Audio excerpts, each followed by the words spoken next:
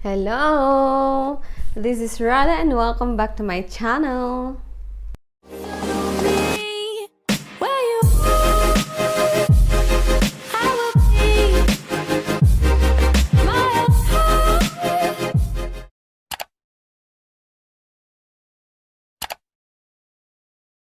So today guys, I'm gonna give you a very easy way on how to make a YouTube banner. So ready ka na ba ulit matuto kung paano? But before anything else, I want to say thank you sa solid 600 subscribers na nananatiling sumusuport sa channel ko. At sa mga hindi pa nakaka-subscribe, baka naman dyan! So, sa mga hindi pa nakakaalam kung paano gumawa at maglagay ng YouTube banner sa page nyo, ang video na ito ay ginawa ko talaga para sa inyo. So, kung handa na ulit kayong matuto, wag na natin patagalin pa. Let's jump into the video! So, first thing is open natin yung Fonto. And then, click natin yung camera dito sa baba. And then, click Plain Images. Ayan. Piliin natin itong plain white na image. Ayan. And then, set natin yung size dito sa taas. Click lang natin ito. Ayan.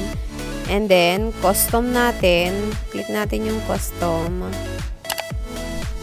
And then, set natin siya ng 2560 by 1440. Ayan. Done. And then, click natin yung arrow sa taas. And then, click Use and Save. Next is pindutin natin yung 2 lines dito sa baba. And then, add image. And then, pili tayo dun sa picture gallery natin. Nakapag-download na ako kanina sa Google. So, i-click ko tong ating YouTube banner template. Yan. And then, i-resize lang natin siya. Ayan. Dapat i-fit natin siya dito sa plain white image na nasa application natin. Ayan. Tatansyahin lang natin yung size. Dapat same size siya nitong white natin na background. So, yan. I-resize natin siya. Ayan. Naka-fit na siya sa white background natin. So, next is add ulit tayo ng image. And then, pili tayo ng gagawin nating background ng banner. So, pipiliin ko to. Yan. And then, i-resize ulit natin. I-fit natin siya dito sa gitna. Yung horizontal na nasa image natin sa gitna. Yung nasa middle. Kailangan fitted siya dyan. Kasi yan yung size nung banner template natin doon sa cellphone. I-extend lang natin yung width. Ayan. To make it fitted. So, yan. Ngayon, i-move na natin pababa yung YouTube template na nilagay natin. Kasi dito natin i-base yung text or pictures na ilalagay natin dun sa YouTube banner natin. Okay, mag-add na tayo ng text. Tap lang natin siya. Yan. So, ita-type nyo lang yung text na gusto nyong ilagay dun sa banner. Yan. Then, pwedeng pumili ng font. Pick tayo ng font style. Ayan. Then, ida-drag na natin yung text dun sa banner. So, ayusin lang natin siya. Tatansyahin natin yung size niya. Dapat kasya siya dito sa may block dun sa may template natin. Ayan. And then, add na tayo ng image. And kasya siya. So, add na tayong image. Pili lang ulit tayo sa gallery. And then, ayan. Then, move lang natin, resize, then move. Tatansyahin lang ulit natin siya. I-customize mo siya kung gaano kalaki or saan mo siya ilalagay yung image.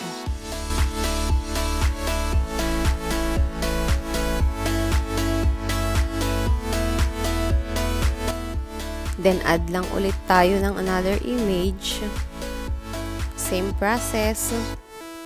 Pili tayo sa gallery. Ayan. And then, resize. And then, move ulit kung saan mo siya gustong ilagay.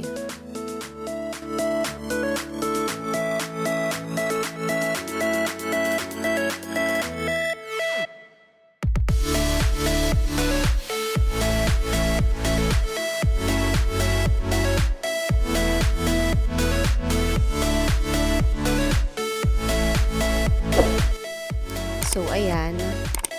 After natin yan, pwede rin tayong mag-add ng stickers. Ayan. Pili tayo ng stickers na i-add natin. So, same lang din siya ng process ng image. Pili tayo, resize, then move. And pwede rin natin palitan yung color ng sticker. Ayan.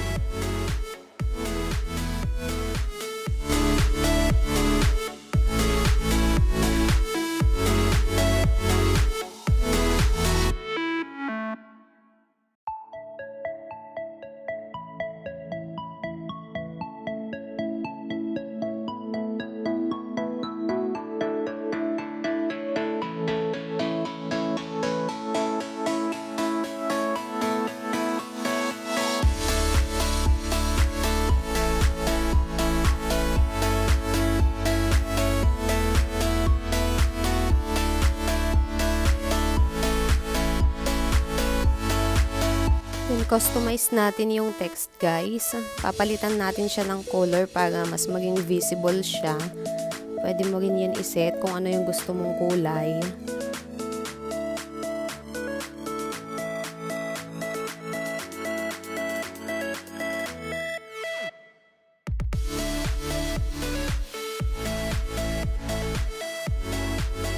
So, ayan na po yung template natin. Yan na po yung gagawin nating YouTube banner natin.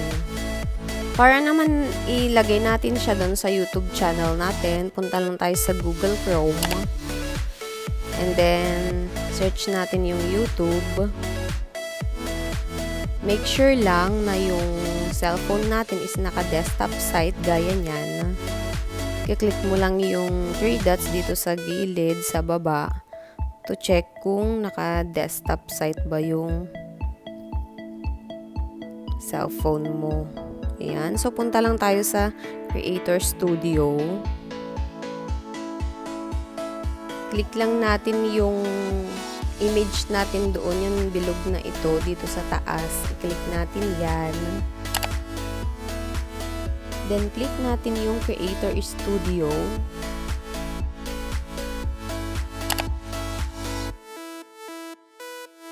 Then, punta tayo sa customization. I-zoom natin siya para makita nyo. Then, click natin yung customization dito sa left side. Yan. Then, move tayo sa branding. Zoom natin. Click natin yung branding. So, lalabas na dyan yung banner page. Ayan. Mag-upload lang tayo ng banner. Click lang natin yung upload. And then, click photo library. Ayan. Then, i-choose na natin yung banner na sinave natin. So, yan siya. Choose lang natin siya. Yan. And then, save lang natin siya. So, yan na po yung banner natin. Ayan. Ganun lang po siya.